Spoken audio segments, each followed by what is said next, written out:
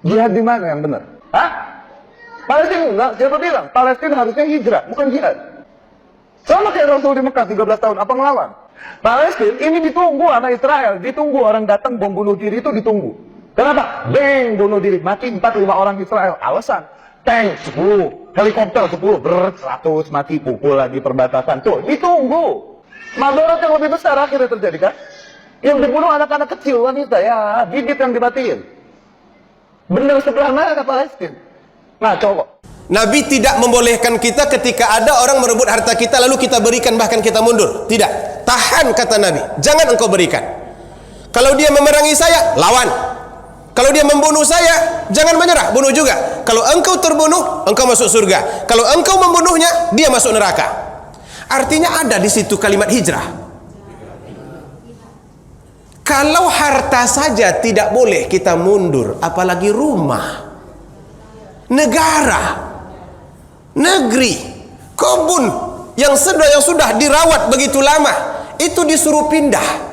Jadi namanya dalam hal ini ibu bapak qiyas ma'al farik namanya. Dalam bahasa usul fikih begitu. Artinya mengkiaskan sesuatu yang memiliki perbedaan yang sangat jauh. Jadi tidak sama antara kasus hijrah yang dihadapi oleh Nabi dengan kasus yang dihadapi oleh Palestina sekarang. Karena itu orang Palestina sekarang jangan pindah, melawanlah. Harus dilawan. Karena itu tanah mereka dan orang datang merampasnya. Pertahankan. Andai kata Nabi hidup, maka Nabi juga berkata dengan yang sama. Kalau harta saja tidak boleh diserahkan ke orang lain, apalagi tanah, wilayah. Nah, ini yang tidak dibahas oleh sahabat-sahabat kita, teman-teman kita di kelompok Salafi. Karena mereka hanya mengikuti jejak sejarah Rasulullah itu saja, tapi tidak diambilnya perbedaan dengan yang terjadi sekarang ini.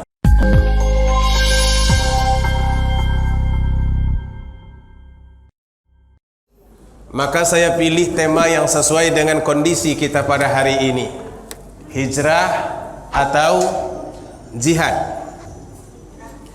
Ini tentu saja tidak berkaitan dengan Indonesia sekarang, tapi berkaitan dengan situasi yang sedang dihadapi oleh saudara-saudara kita yang berada di Palestina. Hanya karena kita juga pernah mengalami seperti yang mereka alami. Bahkan kita lebih lama. Mereka baru 70 tahun, kita 350 tahun. Dan tidak ada jaminan bahwa kelak yang kita alami itu tidak akan terjadi lagi. Karena kalau kita lihat modelnya sekarang, sejarah itu selalu berulang. Ada orang datang, kemudian ada yang pergi. Ada orang yang dijajah, ada yang merdeka, kemudian dijajah kembali. Sejarah itu terus berulang-ulang dari waktu ke waktu. Untungnya dulu semua perjuangan itu bisa diarahkan. Dan orang Indonesia cuma punya dua pilihan, sabar atau kita berjihad waktu itu. Tapi sekarang muncul opsi ketiga, hijrah.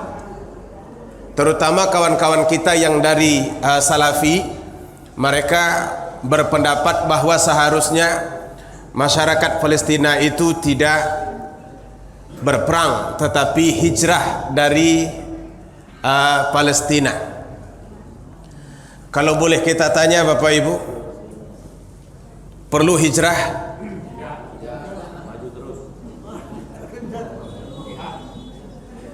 Maju terus. Tidak perlu hijrah.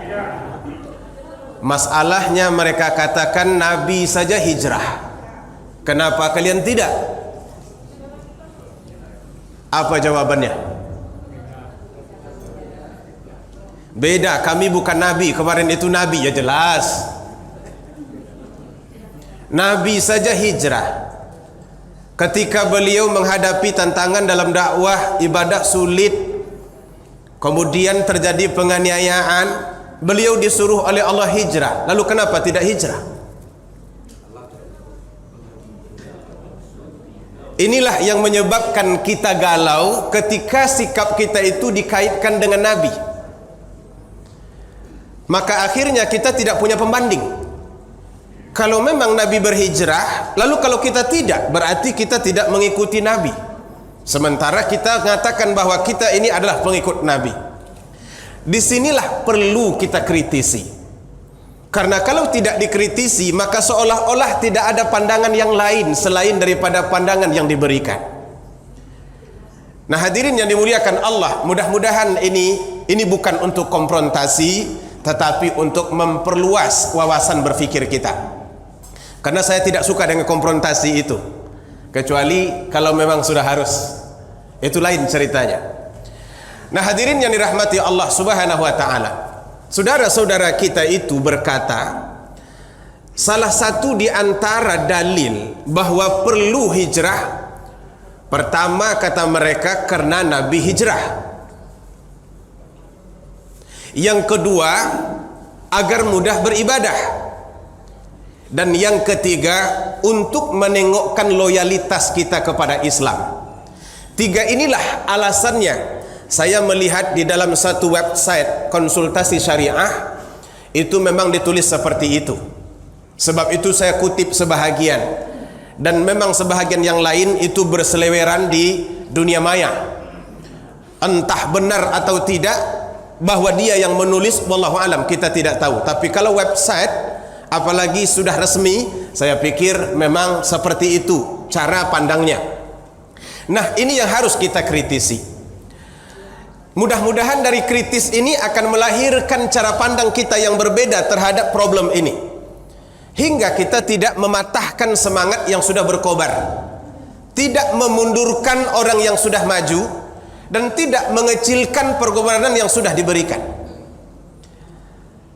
Hadirin yang dimuliakan Allah Subhanahu wa taala, kata mereka bahwa hijrah itu perlu karena Nabi hijrah. Pertanyaannya, kapan Nabi itu hijrah? Berapa lama Nabi berdakwah di Mekah?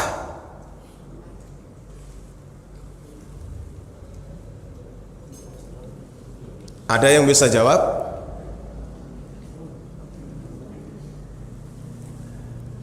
Belum disampaikan lagi? Lupa karena banyak makan kue loyang itu.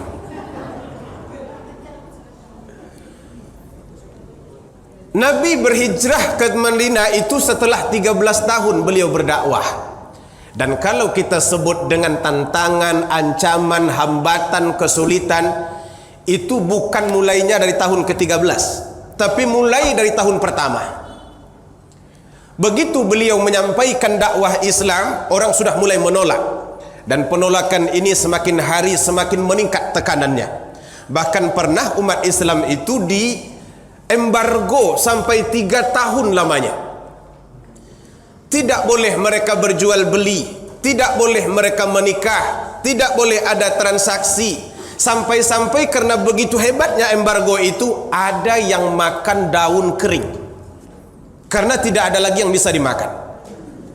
Jadi yang dibuat oleh Israel sekarang itu dengan membangun tembok di sekeliling Gaza, dia mencontoh apa yang pernah terjadi di zaman Nabi. Hanya bedanya di zaman Nabi tidak ada tembok, tapi mereka punya perjanjian bahwa tidak boleh berjual beli dengan orang Islam, tidak boleh ada akad nikah dengan orang Islam, tidak boleh ada tukar menukar apapun dengan orang Islam. Akhirnya Nabi bersama umat Islam benar-benar kesulitan. Mereka tidak punya tempat tinggal, tidur di pegunungan, angin malam bertiup sejuk, menusuk tulang. Itu yang membuat anak-anak menangis pada malam hari. Kenapa tidak waktu itu saja Allah suruh Nabi pindah? Muhammad, ini sudah kelihatan sulit benar ini, tidak ada jalan lain, pindah ke Madinah. Kenapa tidak waktu itu? Ditunggu Allah dulu 13 tahun lamanya. Setelah puncaknya tak mungkin lagi dihadapi, baru kemudian Allah izinkan Nabi pindah ke kota Madinah. Jadi tidak serta-merta hijrah itu harus. Tapi setelah dilalui begitu banyak kesulitan dan tak lagi mungkin untuk menghadapinya, baru kemudian Allah suruh Nabi pindah ke kota Madinah. Itu yang pertama bandingnya. Kalau sekarang kita lihat di Palestina, di tepi barat itu orang masih bisa berdagang biasa, orang masih bisa berjual beli, Hanya mungkin di Gaza hiruk pikuknya luar biasa, karena memang itu menjadi sasaran serangan tentara Zionis itu pada hari ini. Di situ satu perbedaannya. Yang kedua, Nabi hijrah ke kota Madinah, yang dia tinggalkan itu negerinya dan negeri orang musyrik itu sendiri. Nabi lahir di situ, Abu Jahal di situ juga, Abu Lahab di situ juga. Artinya Mekah itu bukan hanya negeri Nabi, tapi juga negeri Abu Lahab yang menentang Nabi, negeri Abu Jahal. Maka ketika Nabi hijrah ke kota Madinah, beliau tidak meninggalkan negerinya yang dirampas, tapi beliau meninggalkan negeri itu untuk dinikmati oleh penduduknya sendiri. Beda dengan yang ada di Palestina. Yang datang ke Palestina itu mereka merampas, menjajah, dan katanya itu adalah negeri mereka. Maka dirobohkanlah rumah-rumah, diambil ladang-ladang yang sudah layak panen, mereka panen semuanya. Tak peduli mereka ini anak-anak ada di dalam, wanita ada di dalam, yang namanya rumah roboh semuanya. Kalau sudah dikatakan ini milik kami, roboh. Kalau kita pakai logika ibu bapak, sudah 100 tahun kita tinggal di rumah kita sendiri, tiba-tiba ada orang mengklaim itu rumah dia. Apa respon kita? Jangankan kita punya itu secara mutlak, rumah dinas di tempat kita. Rumah dinas disuruh tinggal orangnya di situ karena sudah terlalu lama, 29 tahun tinggal di rumah dinas. Akhirnya rumah dinas itu merasa milik sendiri. Lalu kemudian muncul perintah, rumah dinas mesti ditinggalkan. Apa yang terjadi? Pemberontakan. Mereka melawan. Apalagi ini sudah lama dihuni. Saya akan bercerita sedikit tentang sejarah kenapa orang Israel itu mengklaim itu punya dia, dan mengapa orang-orang Palestina mengklaim itu punya mereka, sehingga perlu mereka pertahankan. Hadirin yang dirahmati, ini ceritanya kalau dirunut ke belakang sangat panjang sekali, tapi kita hanya akan memberikan poin-poinnya saja. Lengkapnya nanti silakan cari, dan kemudian kalau ada versi yang berbeda, carilah versi yang kuat. Karena memang dalam sejarah seperti ini versinya sangat banyak sekali. Ini bermula dari Nabi Ibrahim sebetulnya. Nabi Ibrahim alaihissalam, beliau itu lahir di Babilonia. Kalau sekarang Babilonia itu Irak, di satu kawasan Ur namanya, agak lebih dekat ke sungai Efrat. Disitulah Nabi Ibrahim lahir. Nah, ketika beliau berhadapan dengan Raja Namrud, akhirnya beliau keluar dari Irak dan kemudian pergi ke satu daerah bernama Kan'an. Kan'an itu anak Nabi Nuh. Dan akhirnya nama anak Nabi Nuh itu menjadi nama daerah. Daerah itu sekarang Palestina. Ke situ Nabi Ibrahim pergi berdakwah bersama Nabi Lut. Cuma Nabi Lut dia pergi ke daerah lain. Di situ sudah ada orang, keturunan Kanaan itu.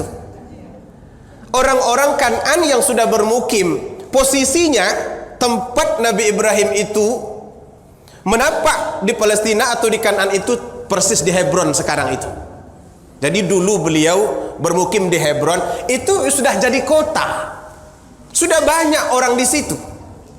Sudah banyak peradaban yang dibangun oleh orang-orang Kan'an. Cuman waktu itu mereka masih menyembah berhala. Karena itu Nabi Ibrahim mengajak mereka untuk beriman kepada Allah, bukan meratap ke rembok ratapan, tapi menyembah Allah. Inni wajjahtu wajhiya lilladzi fataras samawati wal arda hanifan muslima wa ma ana minal musyrikin la syarika lahu wa bidzalika umirtu wa ana awwalul muslim. Aku orang pertama muslim. Itu ajakan Nabi Ibrahim. Jadi beliau mengajak orang menyembah Allah Subhanahu wa taala. Dan ketika beliau berada di Hebron itu, seperti yang kita dengar, beliau punya dua istri. Istri pertama Sarah, istri kedua Hajar. Dari istri kedua beliau mendapat keturunan Nabi Ismail. Dari istri pertama beliau mendapat keturunan dari Ishak, namanya Ishak. Maka setelah itu dihijrahkanlah oleh Nabi Ibrahim Hajar bersama Ismail ke Mekah, dibangunnya Ka'bah. Sedangkan Nabi Ishak tinggal di Palestina atau di Hebron. Setelah wafatnya Nabi Ibrahim, Nabi Ishak punya keturunan namanya Nabi Yakub. Nabi Yakub punya keturunan ada 12, laki-laki 1 perempuan.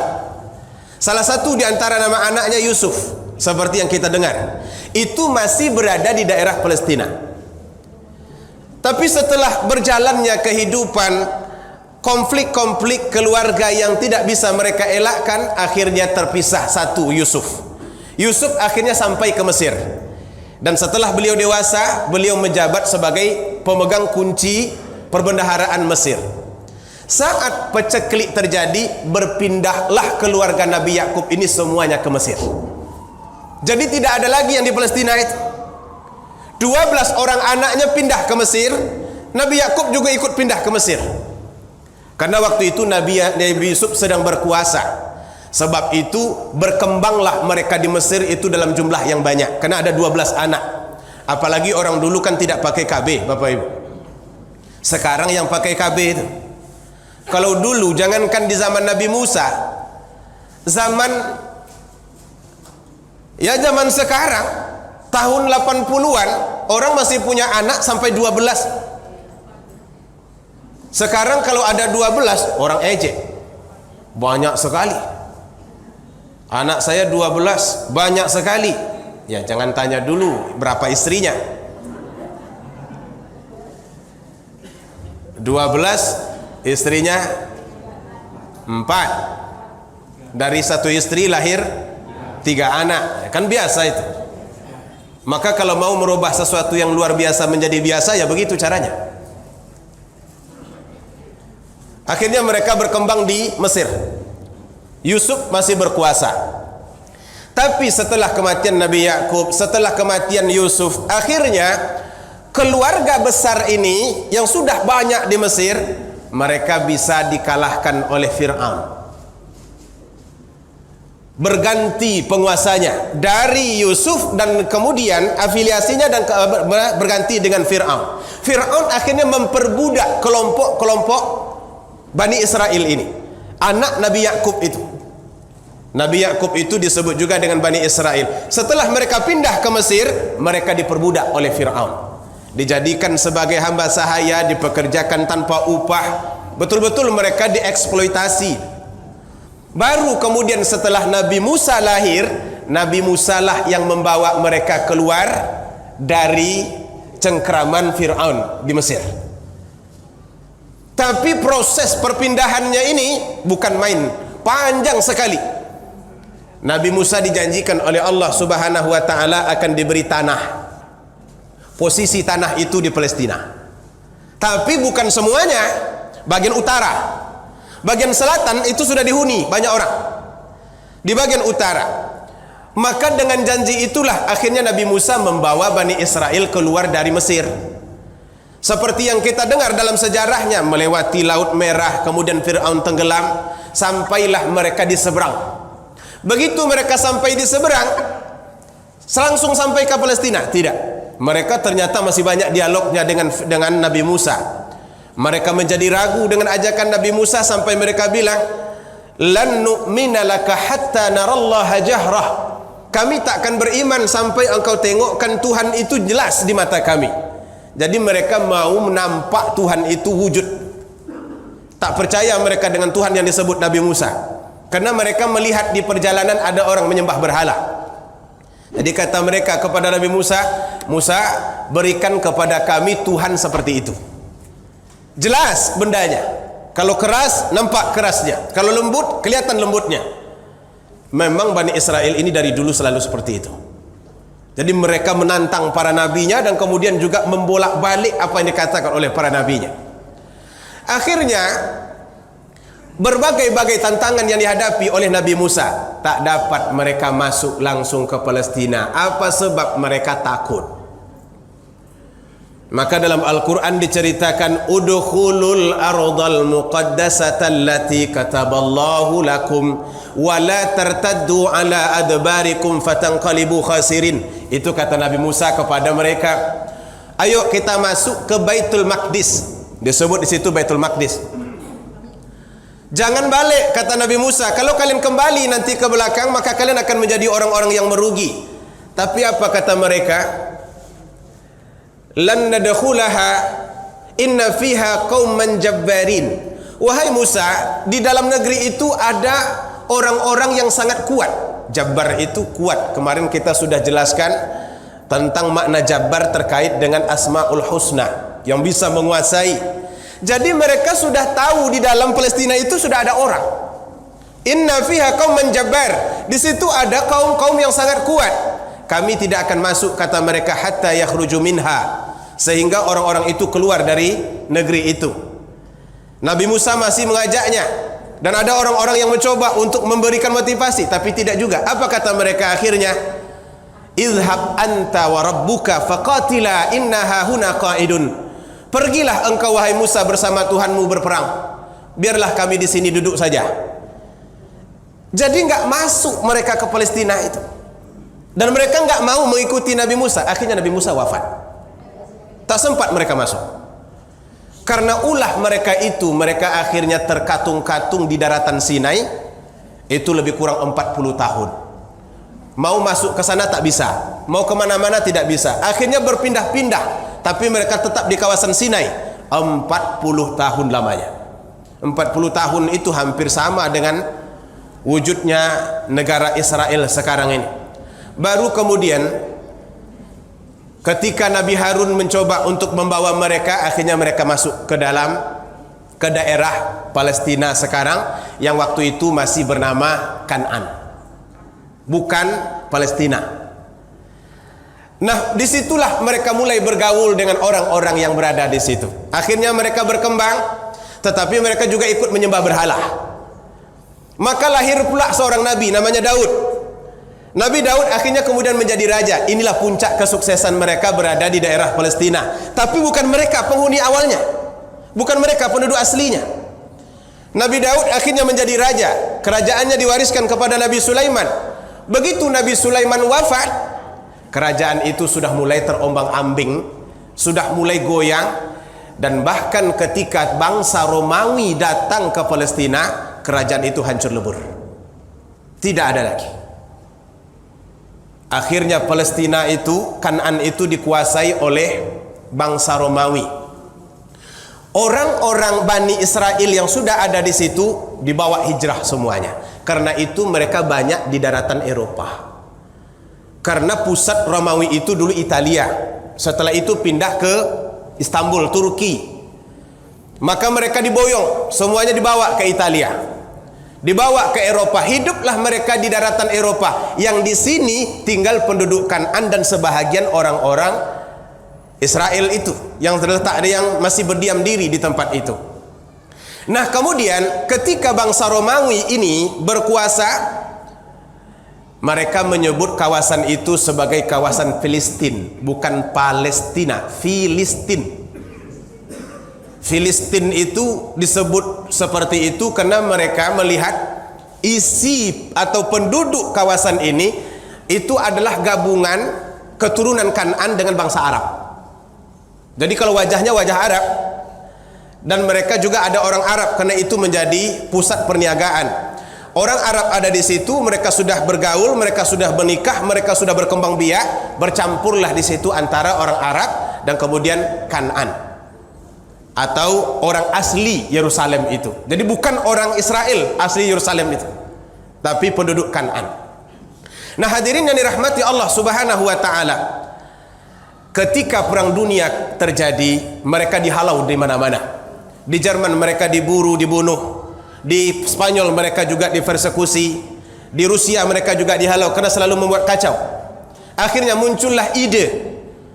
Kata seorang pemukanya, Hazel namanya, beliau mengatakan bahwa Israel ini perlu memiliki satu tanah, satu negara. Dan itulah awal mula tercetusnya ide membentuk negara di Palestina. Kenapa Palestina yang mereka intai? Sebab mereka meyakini itu adalah tanah yang dijanjikan Allah kepada Nabi Musa. Itu sebabnya mereka ingin datang ke sana. Tapi tidak mulus begitu saja. Kerjasama mereka dengan penjajah Inggris terutama itu membuat situasi rencana mereka untuk mengambil Palestina ini berjalan menjadi lebih baik daripada yang mereka bayangkan. Artinya datangnya mereka ke Palestina itu bukan negeri mereka. Mereka sudah keluar lama, dan dulu pun mereka datang bukan negeri mereka. Sekarang mereka balik kembali untuk merebut itu semua. Apakah ini namanya orang pulang kampung atau maling? Jadi kalau itu adalah perampasan, boleh kita mundur? Apakah kita harus hijrah? Nah, hadirin yang dirahmati, maka pernah ada orang bertanya kepada Nabi, "Ya Rasulullah," ada seorang laki-laki bertanya kepada Nabi, "In ja'a rajulun yuridu akhadha mali," bagaimana kata seorang laki-laki ini kalau ada orang yang datang ingin merebut harta saya? Kata Nabi, "La tu'tihi malak," jangan engkau berikan hartamu itu kepada dia. Lalu dia bertanya lagi, "Wa in qatalani," bagaimana kalau dia menyerang saya? Kata Nabi, "Qatilhu," lawan, jangan engkau menyerah. Lalu dia bertanya lagi, "Wa in qatalani," bagaimana kalau dia membunuhku? Dijawab Nabi, "Fa anta syahid," engkau akan menjadi orang yang mati syahid. Lalu kalau sekiranya aku membunuhnya, fahuwa finnar, maka dia akan masuk neraka. Ini menjadi dalil bahwa mempertahankan harta benda itu termasuk jihad. Nabi tidak membolehkan kita ketika ada orang merebut harta kita lalu kita berikan bahkan kita mundur. Tidak. Tahan, kata Nabi. Jangan engkau berikan. Kalau dia memerangi saya, lawan. Kalau dia membunuh saya, jangan menyerah, bunuh juga. Kalau engkau terbunuh, engkau masuk surga. Kalau engkau membunuhnya, dia masuk neraka. Artinya ada di situ kalimat hijrah. Kalau harta saja tidak boleh kita mundur, apalagi rumah, negara, negeri, kebun yang sudah dirawat begitu lama, itu disuruh pindah. Jadi namanya dalam hal ini ibu bapak qiyas ma'al farik namanya. Dalam bahasa usul fikih begitu. Artinya mengkiaskan sesuatu yang memiliki perbedaan yang sangat jauh. Jadi tidak sama antara kasus hijrah yang dihadapi oleh Nabi dengan kasus yang dihadapi oleh Palestina sekarang. Karena itu orang Palestina sekarang jangan pindah, melawanlah. Harus dilawan. Karena itu tanah mereka dan orang datang merampasnya. Pertahankan. Andai kata Nabi hidup, maka Nabi juga berkata dengan yang sama. Kalau harta saja tidak boleh diserahkan ke orang lain, apalagi tanah, wilayah. Nah, ini yang tidak dibahas oleh sahabat-sahabat kita, teman-teman kita di kelompok Salafi. Karena mereka hanya mengikuti jejak sejarah Rasulullah itu saja, tapi tidak diambilnya perbedaan dengan yang terjadi sekarang ini. Sebab itu saya katakan di awal tadi, perlu dikritisi. Tidak boleh, oh iya juga ya, harus dikritisi. Nah, hadirin yang dirahmati Allah Subhanahu wa taala. Kemudian yang kedua, Nabi sallallahu alaihi wasallam disuruh pindah ke kota Madinah oleh Allah setelah 13 tahun. Kenapa pada tahun ke-13? Kenapa tidak pada tahun ke-5? Pada tahun ke-5 orang Islam belum ada di kota Madinah. Tahun ke-8 orang Islam belum ada di kota Madinah. Baru pada tahun ke-10 atau ke-11 ada 12 orang Madinah melakukan perjanjian Aqabah dengan Nabi, bahwa mereka akan membela Rasulullah apapun yang terjadi. 12 orang baru. Lalu kemudian Nabi mengutus Mus'ab bin Umar ke Madinah. Akhirnya pada tahun kedua balik 70 orang lebih. Setelah ada orang Madinah yang masuk Islam, baru Allah izinkan beliau pindah ke kota Madinah. Sebab sudah ada orang Islam di sana. Artinya siapkan dulu tempat baliknya, tempat hijrahnya kemana. Allah siapkan dulu, ini hijrahnya ke Madinah. Sudah Allah siapkan dulu, baru kemudian diperintahkan. Sebelum siap, Allah tidak perintahkan. Tahan. Satu-satunya tempat yang akhirnya umat Islam pergi ke Ethiopia, tapi ke Madinah tidak. Karena waktu itu orang Islam belum ada. Setelah ada orang Islam, baru kemudian diperintahkan oleh Nabi hijrah. Artinya tempat pindah itu harus ada. Kalau untuk kasus orang Palestina, mau pindah kemana?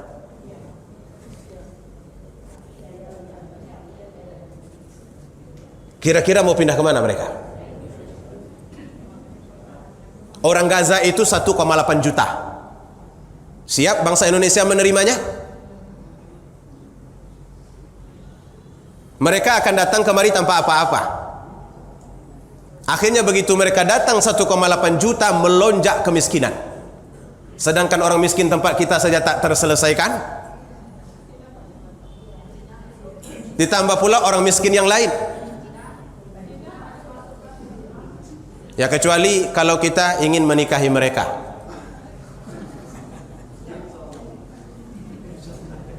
Insya Allah Pak. Jangan menghadap ke belakang biar tidak tahu.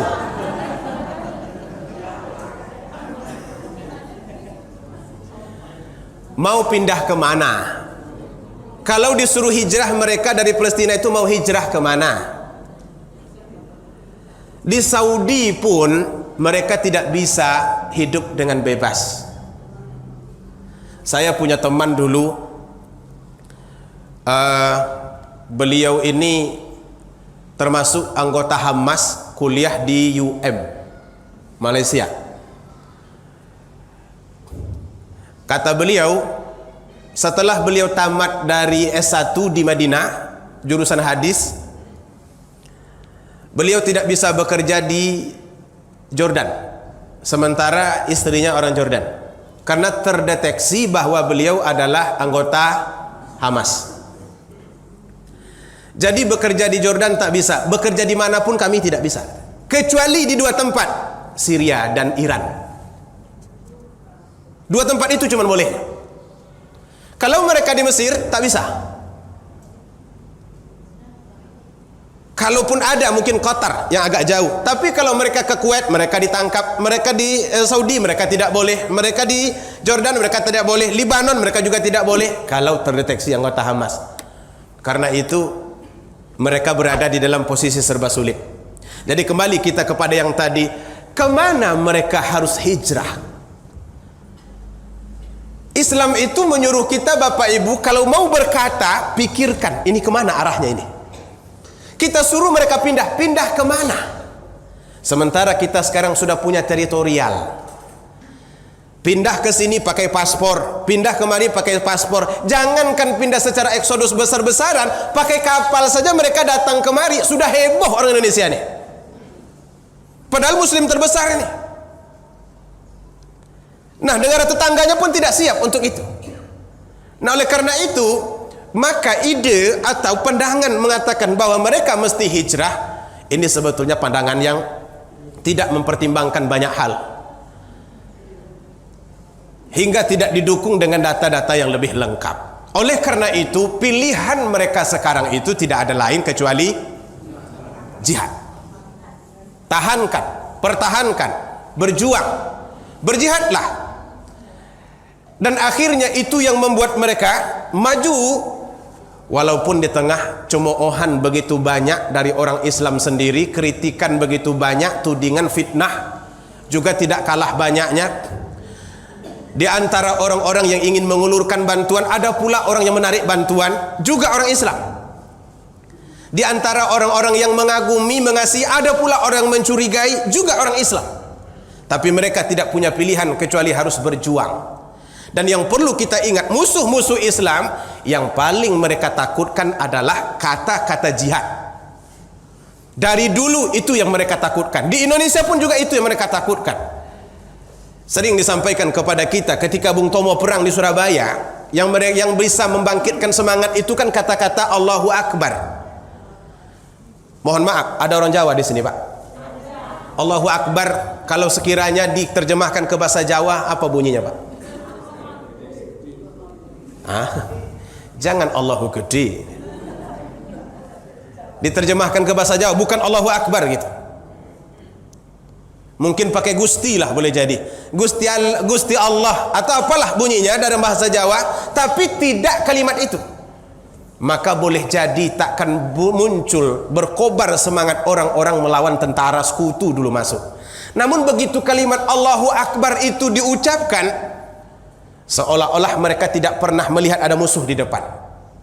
Senjata-senjata berat itu ringan kelihatan. Mereka tidak takut sama sekali. Ini yang ditakutkan oleh musuh-musuh Islam. Tidak terkecuali Israel sekarang ini yang berada di negeri itu. Sebab itu mereka akan cari segala cara bagaimana kelompok-kelompok jihad ini melemah. Bagaimana supaya pejuang-pejuang ini hilang dukungan. Maka mereka sebarkanlah berbagai macam fitnah. Sebab mereka yang menguasai media massa, sedangkan para pejuang ini tidak punya media massa yang lain, akhirnya informasinya cuma dari mereka saja, dari Israel. Dan sayangnya itu pula yang ditelan-telan oleh pemimpin-pemimpin Islam. Maka ada seorang ulama di Kuwait mengkritik, tidak berbuat apa-apanya pemimpin Islam kecuali hanya sekedar kecaman, mengecam, kami mengutuk Israel yang telah melakukan agresi. Apa gunanya tuh? Apa pengaruhnya? Apakah bom berhenti meledak? Enggak. Kami mengecam serangan terhadap ini adalah penjajahan. Berhenti meledak? Enggak. Israel itu sudah tahu mentaliti pemimpin-pemimpin Islam. Pasti cuma sampai di situ saja. Dan setelah itu mereka diam. Karena mereka sibuk dengan negeri mereka sendiri. Apalagi di dalam negeri juga kita seperti itu. Ada yang berpandangan, untuk apa kita memikirkan orang Palestina? Nah, kita sendiri juga sedang menghadapi banyak masalah. Masalah kita terbesar adalah negeri kita sedang diserang oleh paham khilafah. Siapa yang bilang tuh? Ada satu sebetulnya yang kurang lagi, perlu ditambah. Selain diserang oleh paham khilafah, kita juga diserang oleh para perampok negara. Iya kan? Lalu kenapa tidak disebut? Jadi diam saja, musuh kita banyak. Nah hadirin yang dirahmati Allah Subhanahu wa ta'ala, sebab itu untuk mempertahankan agama yang katanya loyalis tadi, pada poin kedua, itu tidak ada yang lain kecuali dengan berjuang, dengan jihad. Dan musuh-musuh Islam paling khawatir dengan yang seperti ini. Sebab itu Nabi SAW mengatakan, Rasul Amr al-Islam, pokok segala urusan itu adalah Islam, wa umuduhu as-salah, dan tiangnya itu adalah salat. Sedangkan zurwatu samani, puncak dari segala beragama ini adalah jihad. Karena itu Islam itu dulu jaya sebab orang semuanya mau berjuang. Walaupun jumlahnya sedikit, senjatanya sederhana, semuanya mau berjuang. Kalau sekarang kita yang berjuang, ada pula yang menggerogotinya. Kita yang mau bersedekah, ada pula yang menahannya. Dan anehnya itu di dalam kita sendiri begitu. Ini yang membingungkan kita. Saya mohon maaf kepada bapak-bapak yang bersahabat, yang berteman dengan saya di Facebook kalau saya agak garang-garang, karena kadang-kadang pedih hati saya, pedih dan agak emosi kita dibuatnya. Mohon maaf saya banyak-banyak kalau kurang nyaman dengan kalimat-kalimat yang saya ucapkan di tempat itu. Nah hadirin yang dirahmati Allah, puncak beragama itu adalah jihad itu. Sebab itu mereka ingin menghapuskan kata-kata jihad. Di Indonesia juga mulai digeser-geser. Jihad ini kalau boleh dihilangkan, jangan lagi. Kita tidak tahu kalau negeri ini nanti berhadapan dengan musuh pakai apa kita. Spirit apa yang bisa lagi membangunkan umat Islam yang ada di negeri ini, kalau bukan karena jihad itu. Kalau loyalitas nasionalisme, ibu bapak, tak percaya saya. Tergantung sogokan mulut. Kalau mulut sudah terisi, maka nasionalisme itu hilang.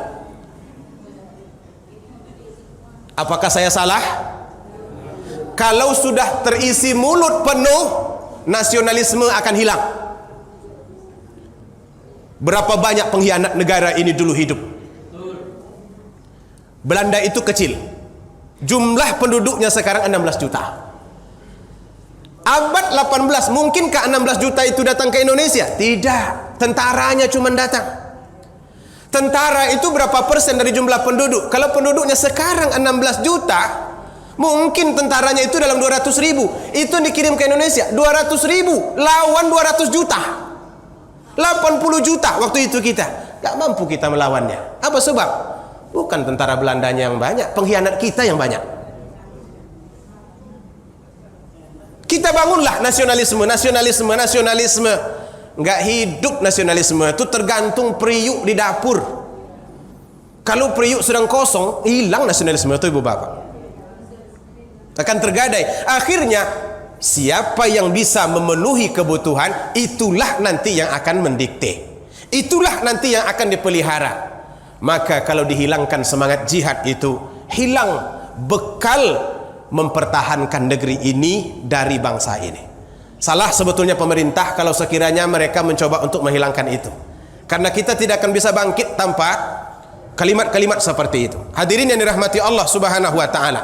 Maka karena ini adalah bekal yang paling dikhawatirkan oleh musuh-musuh Islam, sebab itu mereka ingin melemahkannya.